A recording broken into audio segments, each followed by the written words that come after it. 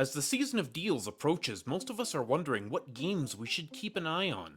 Black Friday is just around the corner, and Steam's famous winter sale that runs through the holidays is a treasure trove of the deepest discounts. While there is no guarantee that each of these games will be on sale, each and every one of them deserves a spot on your wish list. While there are several different styles of games here, I have attempted to select games that are mostly in the under $30 price range and which are often on sale for 50 to 80% off. Don't forget this holiday that other websites also sell Steam keys. I want to put a spotlight on Humble Bundle, a business that assembles bundles of games at discounted rates and donates large portions of the proceeds to charities. Other sites like Fanatical have deals at different times than Steam and often have promotional deals like buying mystery packs of multiple keys for an insanely low price. All the keys you purchase on these sites can be entered directly into Steam and added to your library without a problem. So the first game I'd like to highlight here is, and hear me out, Bayonetta. This hack and slash darling is usually associated with Nintendo now since they bought the IP and continued the series with 2 sequels and a spin-off. None of those are available on Steam, but the first and some might say the best in the series, Bayonetta, was originally a PS3 game, and the version on Steam is a pretty good port of that. Keep in mind this is a 7th generation game, so the visuals are somewhat dated, but with Platinum's signature awesome fast-paced gameplay, it hardly matters. And for the purposes of this video, you are probably going to play it on the Steam Deck, where the small screen hides many of the flaws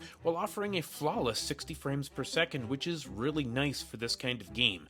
Bayonetta retails for $29.99 Canadian on the Steam store, but I think I bought it for under $13 in the last sale. Definitely a great game to wishlist if you want to build up a well-rounded collection for your deck. Next up is a sweet little indie gallery shooter just oozing with charm, and that is Bot Vice. I actually discovered this game through one of the Fanatical mystery bundles I mentioned before. $10 gets you 10 mystery keys, and with a coupon Honey applied for me, the price was only $8.50 for those 10 random games. You take your chances with this kind of deal, but this little gem was worth the full price of admission. This is old school arcade gameplay at its finest. Fast-paced, high score based, great sound effects, awesome pixel graphics. You wouldn't think $3.29 would buy you very much, but like the last game, Barrier X provides an addictive, blazing fast arcade experience with simple yet stylish graphics. You control a small ship moving along a path kind of like the Tempest games, and you must shoot and dodge the barriers that come at you and survive longer and longer on each run. For the price of entry here, if this was a game in an arcade and you were paying a quarter every time you died, you'd almost certainly spend more than $3 on it. It's an absolute blast. Games like this are fantastic on the deck because they offer quick experiences that you can drop in, play for 5 minutes and quit, and still feel like you've accomplished something, which is valuable with any portable device on the go. Changing things up, let's steer into the sports genre with Grand Mountain Adventure. In this top-down ski and snowboard sim, you control your character as they gracefully glide down the mountain, perform tricks, and unlock new courses, all while the most zen music plays. The controls are really smooth, and the whole experience seems designed to pull you deeper into the game. I got so pulled into this game that just while testing this video, I ended up putting a whole evening into Grand Mountain. Grand Mountain Adventure retails for $24.99 on the Steam store, but it often goes on sale, so if you're looking for a zen extreme sports experience with lots of exploration and tons of replayability, look no further. So I really like to shine a light on the obscure indies here on this channel, and this little platformer by developer Chibig Studios does not disappoint. This is technically a spin-off of a cozy game series that started with Summer and Mara, and you take your main character Koa on an island adventure that is visually inspired by Zelda the Wind Waker in a platformer with heavy Crash Bandicoot vibes. The visuals are above average for an indie game, very cute, the art style is adorable, the music is fun and upbeat, and there is a definite challenge to be had. The game skirts the edge between 2D and 3D, similar to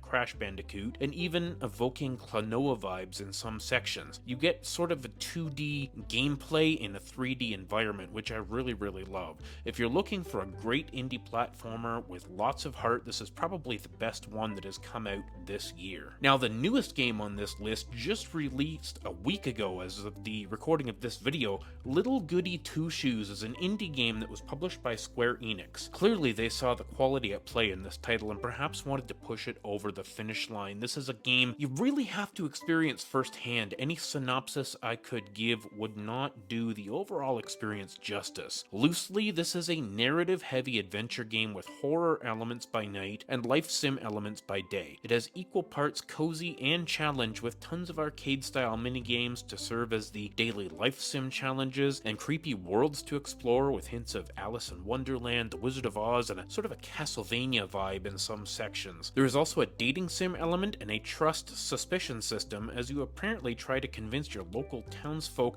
that you are not, in fact, the witch that everyone is afraid of. Little Goody Two Shoes retails for $26.99, and you can probably expect a modest discount this holiday season. Okay, I know there's been a lot of indie love here, but that's what really makes the Steam Deck great. All the games on this list are almost made better because they are being played on the handheld. True, some of the games like Bayonetta are less drop-in, drop-out than others, but this next game, Magicat, truly shines on the Steam Deck. Now look folks, don't be like me and ignore this game because it has a cat in the title, okay? Is it cute? Yeah, but it's an honest-to-goodness 16-bit platformer that in some ways feels like an homage to...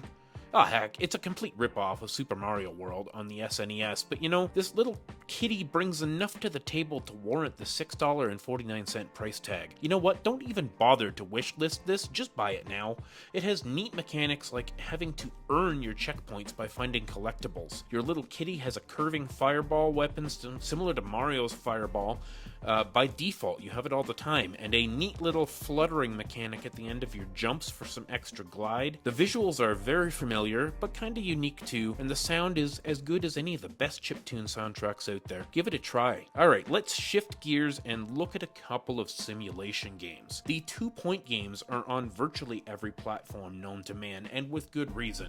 2-Point Hospital and its younger sibling 2-Point Campus are probably the most approachable and fun management sims out there. As the name implies, in the first game you manage a hospital, or eventually several of them. You get to build it the way you want, hire staff, manage patients, cure wacky diseases, deal with crazy situations, and it's honestly just really fun and quirky. You can start a new hospital and just play for an hour or two for a small challenge, or you can spend weeks popping in and out of the game and watching your hospital grow and succeed. 2-Point Campus is effectively the same game, but replace hospital with college campus, pepper in a few different jokes, and there you have it. You can play either or enjoy both for a fairly low price if you wait for a sale. Both games retail for $41.99, but I think I bought Hospital for under $20 last year and Campus for about $30 on the last major sale this year. Keep in mind that similar to the Sims franchise, there's quite a bit of optional DLC, which adds tons of extra scenarios to each game, and this can definitely add to the cost of the total package, but there is a complete experience in the base game if you just want to dip your toes in and try it. So it was great to see Diablo 4 added to Steam recently, and surprise, it runs really excellent on the deck. But if you wanted something similar and a heck of a lot cheaper, check out Titan Quest. This is an older game, being contemporary with Diablo 3, but it still looks good on that little 7-inch screen. The combat and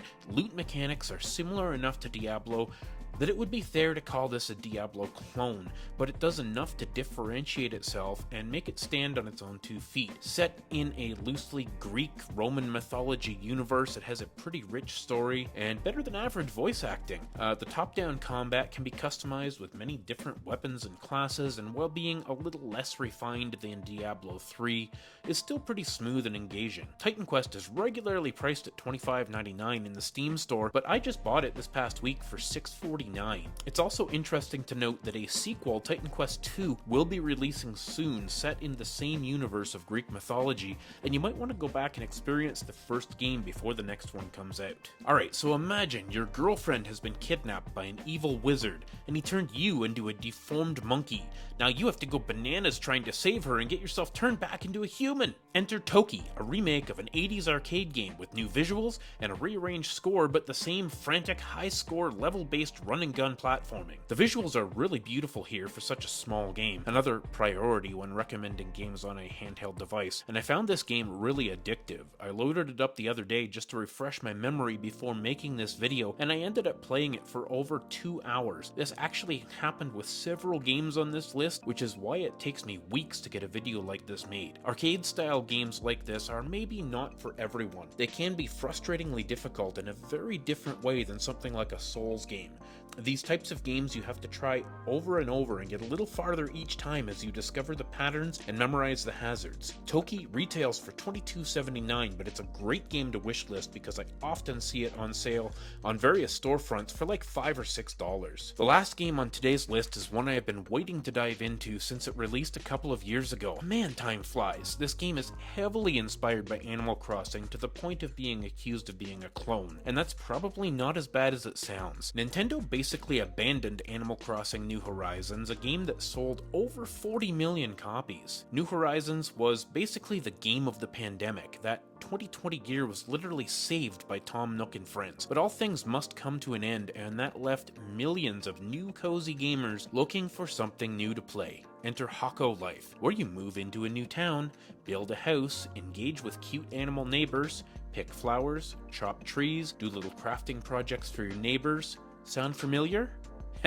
Yep, it is familiar, but in a good way. Hako Life scratches the Animal Crossing itch better than any other cozy game I've played, and let me tell you, I've played dozens of them since 2020. Hako Life sells for $22.79 on the Steam store, but you can expect deep discounts as low as 75% off if you can find it on sale. Before you go, let me know down in the comments which of these games you're likely to pick up, and be sure to tell me some of your deck favorites so we can all benefit from the strength of the community. If you wouldn't mind hitting the like button on the way out, I would really appreciate it. It helps the video get seen by more people, and frankly, that would make me very happy. Thanks for watching, thanks for subscribing, stay classy.